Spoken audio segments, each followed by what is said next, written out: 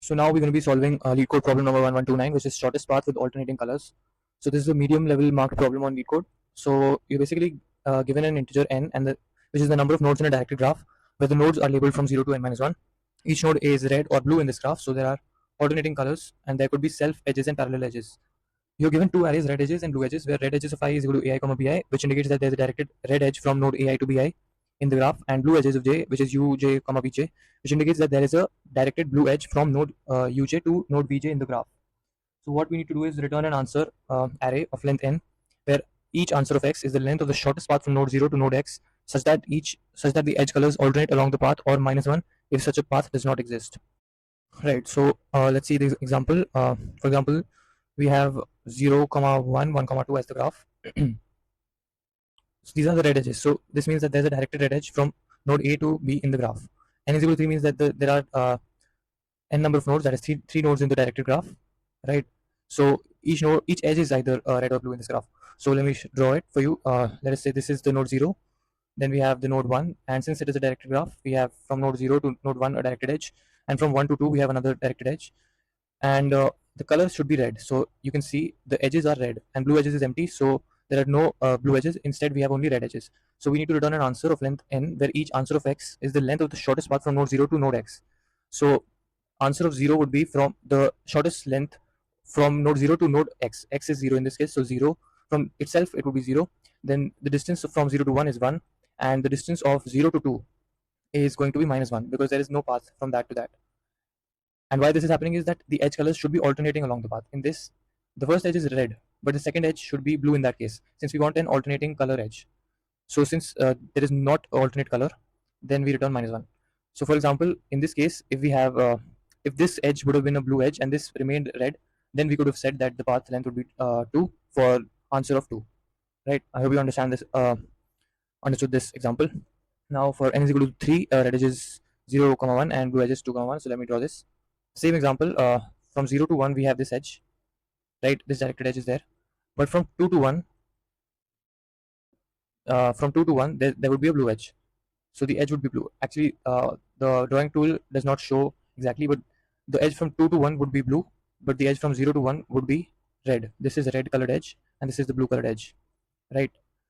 So in this case also we have 0, 1 and minus 1, because there would be no path towards 2 from 0. So how do we think about this problem? Let me just show you. So let's just go over to the editorial to understand this problem better. Okay, so we have to subscribe to Unlock. So let me just show what the solution is exactly. So firstly, we have the shortest alternating paths function, which returns a vector of n type, that is answer of it would return an answer of length n, and n is the number of nodes. Red edges and blue edges are the basically they are the arrays that will store whether there's a directed red edge or directed blue edge between the nodes. So firstly, what we do is we construct the adjacency matrix. That is, we construct the graph from this. So vector of vector type adjacency list, which takes a pair of int, which is node index and the edge color. So we add the red edges as well as the blue edges. So adjacency of e of 0, which is from this directed edge to this directed edge, in place back basically stores two values, and it will push those in.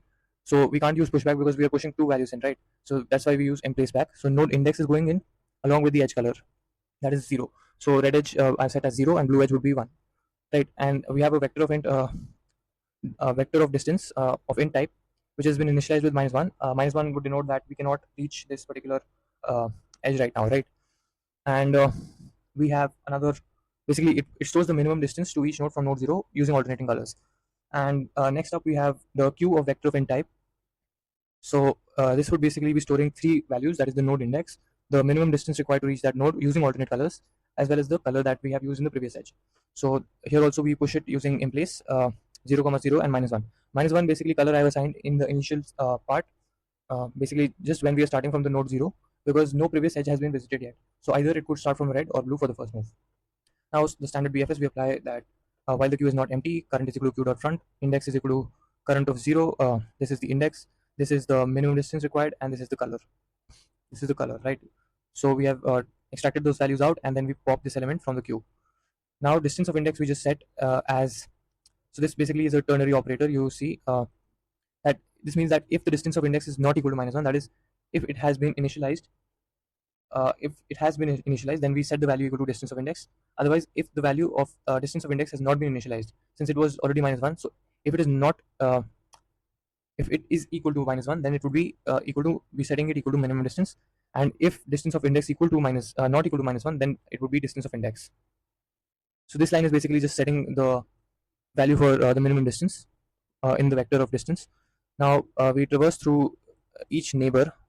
So adjacency, instead of this, I could just write down neighbor, right? Control E, and so this is supposed to be the neighbor. So this means that what we're doing is we push the node to the queue only if the next edge color is different from the previous edge color, and also if we are visiting the edge, right?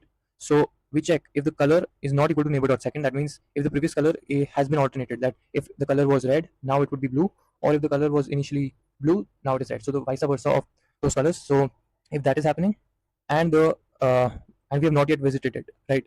So basically now we will be visiting it for the first time. So we push it into the queue, the three values, that is the index of the neighbor, minimum distance plus 1 because we've gone to the next distance, the next node, so we've covered one edge extra, and the value of the color, which is different from the previous value. And finally we update the value in the adjacency matrix to -1 to denote that the node has already been visited. So this is it. We could have also done it using, setting a vector of vector type of a visited vector, a vector type, which would basically be storing whether the node has been visited or not. And finally we return distance. So let me submit it.